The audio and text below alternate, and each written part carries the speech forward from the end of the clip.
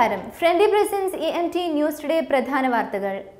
സൗദിയിൽ hyperloop technology നിലവിൽ വരുന്നതോടെ റിയാദിൽ നിന്ന് ജിദ്ദയിലേക്ക് വെറും 46 മിനിറ്റ് കൊണ്ട് എത്താൻ സാധിക്കുമെന്ന് Virgin Hyperloop vice president Colin Rice പറഞ്ഞു.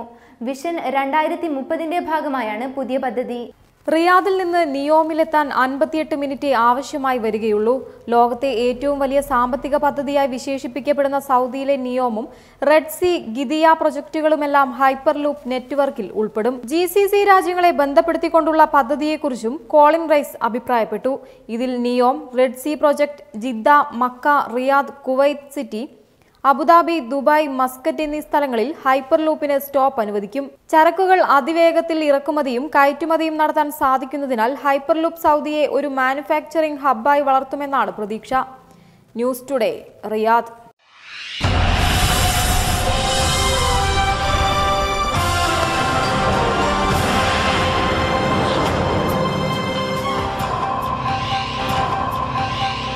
സൗദിവൽക്കരണവുമായി ബന്ധപ്പെട്ട നിയമലംഘനങ്ങളെക്കുറിച്ച് പരാതി നൽകാൻ ജിദ്ദ ഗവർണറേറ്റ് ഇമെയിൽ ഏർപ്പെടുത്തി. സൗദികൾക്കും വിദേശികൾക്കും ഇനി മുതൽ ഇമെയിൽ വഴി പരാതികൾ നൽകാം. ജിദ്ദ ഗവർണറേറ്റ് ആണ് ഇമെയിൽ ഏർപ്പെടുത്തിയത്. ഇമെയിൽ വഴി സൗദികൾക്കും വിദേശികൾക്കും പരാതി നൽകാം. സ്വകാര്യ മേഖലയിൽ സൗദി യുവതി യുവാക്കൾക്ക് തൊഴിലവസരങ്ങൾ ലഭ്യമാക്കാൻ നടത്തുന്ന ശ്രമങ്ങൾക്ക് Jeddah governor Michel bin Majid രാജകുമാരൻ പിന്തുണ നൽകുന്നതായി ജിദ്ദ സൗദിവൽക്കരണ കമ്മിറ്റി പറഞ്ഞു. സൗദിവൽക്കരിച്ച തൊഴിൽ മേഖലകളിൽ നിരവധി സൗദി യുവതി യുവാക്കൾക്ക് തൊഴിൽ ലഭ്യമാക്കുന്നതിന് ബന്ധപ്പെട്ട വകുപ്പുകളുമായി സഹകരിച്ച് ജിദ്ദ സൗദിവൽക്കരണ കമ്മിറ്റിക്ക് സാധിച്ചു. News today, Jeddah.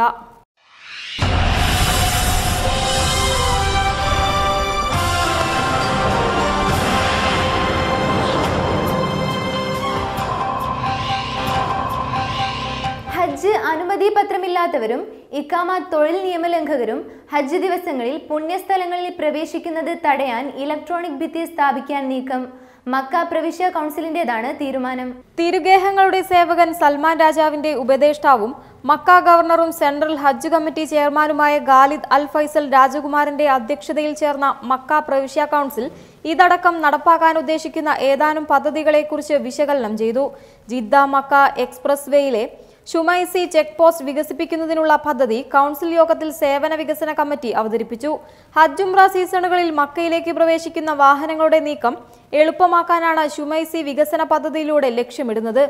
ഇതിനായി ഷുമൈസി ചെക്ക് പോസ്റ്റിൽ കൂടുതൽ ട്രാക്കുകൾ ഏർപ്പെടുത്താനും തീരുമാനമായി. News today, Mecca.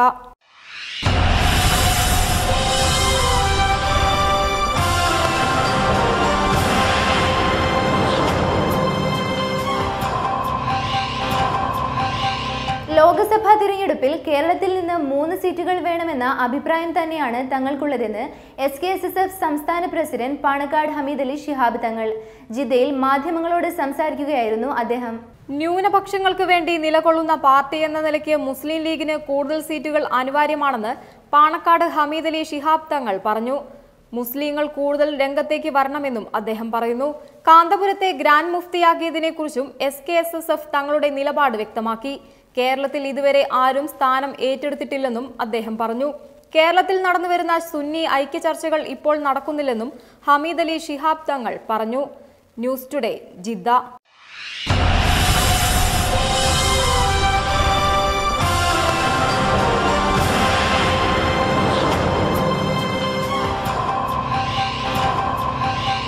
കുവൈത്തിൽ മനുഷ്യക്കടത്തിന്റെ പേരിൽ 2 ഇന്ത്യക്കാർ പിടിയിലായി. തിരുവനന്തപുരം സ്വദേശിയും അയാളുടെ കൂട്ടാളിയുമായ തമിഴ്നാട് സ്വദേശിനിയുമാണ് രഹസ്യാന്വേഷണ വിഭാഗത്തിന്റെ കസ്റ്റഡിയിലായത്. ഇവരെ നാടുകടത്താനുള്ള നടപടികൾ ആരംഭിച്ചു. ഹവല്ലി കേന്ദ്രീകരിച്ച് ഇല്ലാത്ത സ്ഥാപനത്തിന്റെ പേര് പറഞ്ഞ് ഹോം കെയർ ഓഫീസ് നടത്തിവരികയായിരുന്ന തിരുവനന്തപുരം സ്വദേശിയായ എഡിസൺ ജോർജ് ഫെർണാണ്ടസും തമിഴ്നാട്ടുകാരിയായ സെലിൻ മേരി റോബിൻസനുമാണ് പിടിയിലായത്. കേരളം, തമിഴ്നാട് എന്നിവിടങ്ങളിൽ നിന്നുള്ള നഴ്സുമാരും വീട്ടുജോലിക്കാരുമാണ് ഇവരുടെ കെണിയിൽപ്പെട്ടത്. ഏകദേശം 80-ലധികം പേരെയാണ് ഒരു വർഷത്തിനിടെ മതിയായ രേഖകളില്ലാതെ ഇവർ കുവൈത്തിലെത്തിച്ചത്. രഹസ്യാന്വേഷണ വിഭാഗം പിടികൂടുമ്പോൾ മലയാളികളടക്കമുള്ള 6 പേരും ഒപ്പമുണ്ടായിരുന്നു. 10 പാസ്പോർട്ടുകളും പിടിച്ചെടുത്തു. അൽനൂർ ഹെൽത്ത് കെയർ സർവീസ് എന്ന പേരിലുള്ള കാർഡുകളും കണ്ടെടുത്തു. ഇല്ലാത്ത സ്ഥാപനങ്ങളുടെ പേരിലാണ് തട്ടിപ്പ് നടത്തിയത്.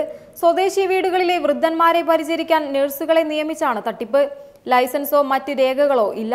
ഇതിനോടകം തന്നെ ലൈംഗിക ചൂഷണമടക്കം എംബസിയിൽ നിരവധി പരാതികളാണ് ഇവർക്കെതിരെയുള്ളത്. News today, Kuwait.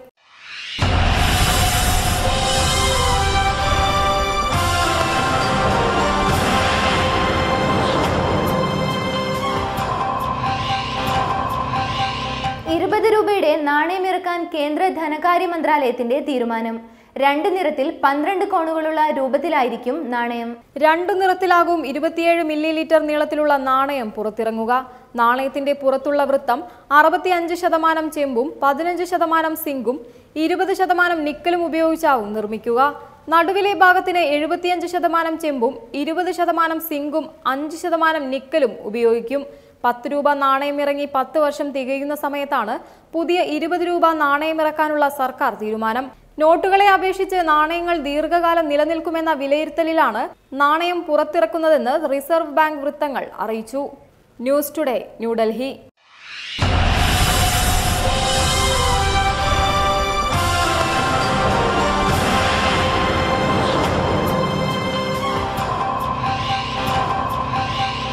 ഇന്ന് ലോക വനിതാ ദിനം.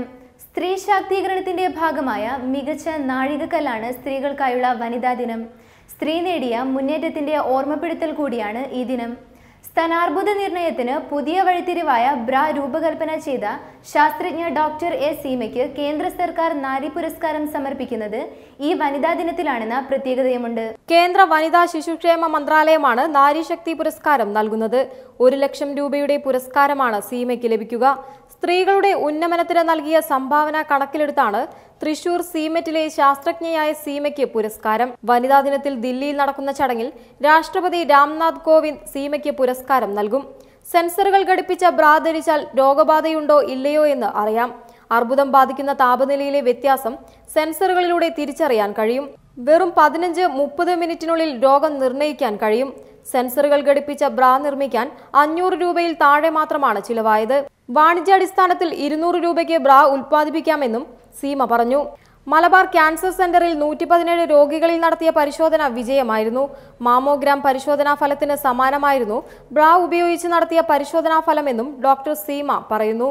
News today, Keralam.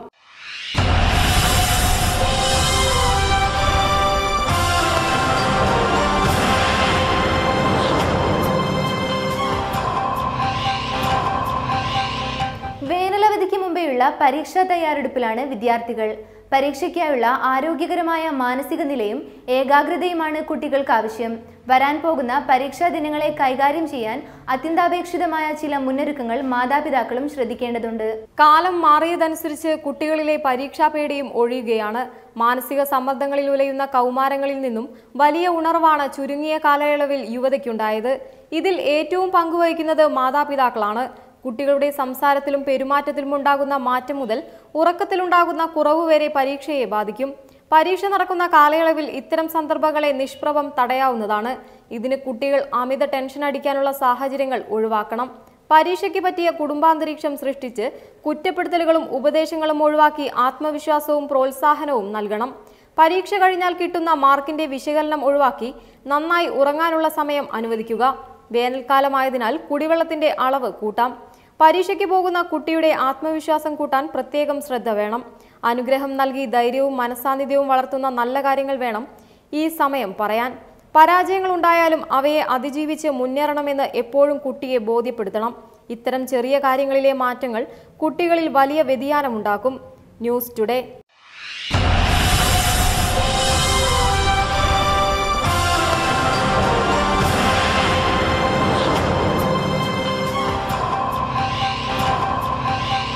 കേരളത്തിലെ ദൂരം കുറഞ്ഞ ആകാശയാത്രയ്ക്കൊരുങ്ങി കണ്ണൂർ കോഴിക്കോട് റൂട്ടിൽ ആദ്യ വിമാനം പറക്കുന്നു. എയർ ഇന്ത്യയുടെ ഡൽഹി കണ്ണൂർ കോഴിക്കോട് സർവീസ് ഏപ്രിൽ 2-ന് ആരംഭിക്കും. തിങ്കൾ വ്യാഴം ഒഴികെ ആഴ്ചയിൽ 5 ദിവസങ്ങളിലാണ് സർവീസ്. കോഴിക്കോട് കൊച്ചി വിമാന സർവീസ് ആയിരുന്നു ഇതുവരെ കേരളത്തിലെ ദൂരം കുറഞ്ഞ ആകാശയാത്ര. കോഴിക്കോട് കണ്ണൂർ ആകാശ ദൂരം 96.3 കിലോമീറ്ററാണ്. വിമാനം പുറപ്പെടുന്നതും ഇറങ്ങുന്നതും ഉൾപ്പെടെ അരമണിക്കൂറാണ് യാത്രാ സമയം. ഡൽഹിയിൽ നിന്നും രാവിലെ 9:05 പുറപ്പെടുന്ന വിമാനം ഉച്ചയ്ക്ക് 12:15 കണ്ണൂരിലെത്തും. അവിടെ നിന്ന് ഉച്ചയ്ക്ക് 1-ന് പുറപ്പെട്ട് 1:30 കോഴിക്കോട്ടെത്തും. മടക്കയാത്ര കോഴിക്കോട്ട് നിന്ന് 2:15 പുറപ്പെട്ട് 2:45 കണ്ണൂരിലെത്തും. അവിടെ നിന്ന് 3:30 പുറപ്പെട്ട് 6:45 ഡൽഹിയിൽ. ഏപ്രിൽ 2-ന് കണ്ണൂരിൽ നിന്ന് കോഴിക്കോടേക്ക് ടിക്കറ്റ് നിരക്ക് 1761 രൂപയും ഏപ്രിൽ 2-ന് കോഴിക്കോട് നിന്ന് കണ്ണൂരിലേക്ക് 2150 രൂപയും ഏപ്രിൽ 3-ന് 1625 രൂപയുമാണ്. News today, Karipur.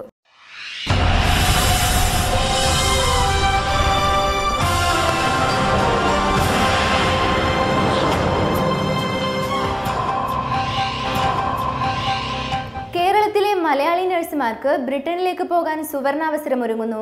ബ്രിട്ടനിലെ 10 സർക്കാർ ആശുപത്രി ട്രസ്റ്റുകളുടെ പ്രതിനിധികളാണ് നഴ്സുമാരെ റിക്രൂട്ട് ചെയ്യാൻ കേരളത്തിലെത്തിയത്. പ്രതിമാസം 2 ലക്ഷം രൂപ ശമ്പളം ലഭിക്കുന്ന നഴ്സിംഗ് നിയമനം പൂർണ്ണമായും സൗജന്യമാണ്. 30ഓളം ആശുപത്രികളിലേക്ക് ഏതാണ്ട് 5000ഓളം നഴ്സുമാരെ നിയമിക്കാനാണ് ബ്രിട്ടൻ സംഘം കേരളത്തിലെത്തിയിരിക്കുന്നത്. പ്രതിമാസം 2 ലക്ഷം രൂപ വരെ ശമ്പളം ലഭിക്കുന്ന നഴ്സിംഗ് നിയമനം പൂർണ്ണമായും സൗജന്യമായാണ് നടത്തുക.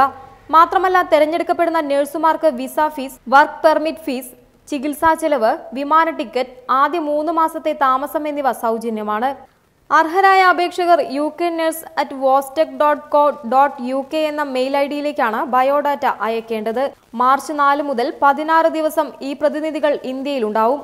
12 ദിവസവും ഇവർ കേരളത്തിലാണ് ഉണ്ടാവുക. കേരളത്തിലെ പ്രധാന നഗരങ്ങളായ കൊച്ചി, അങ്കമാലി, കോട്ടയം, കോഴിക്കോട് എന്നിവിടങ്ങളിലായിരിക്കും ഇന്റർവ്യൂ നടക്കുക. യോഗ്യതയുള്ള എല്ലാ നഴ്സുമാരെയും റിക്രൂട്ട് ചെയ്യുകയാണ് ലക്ഷ്യം. News today international.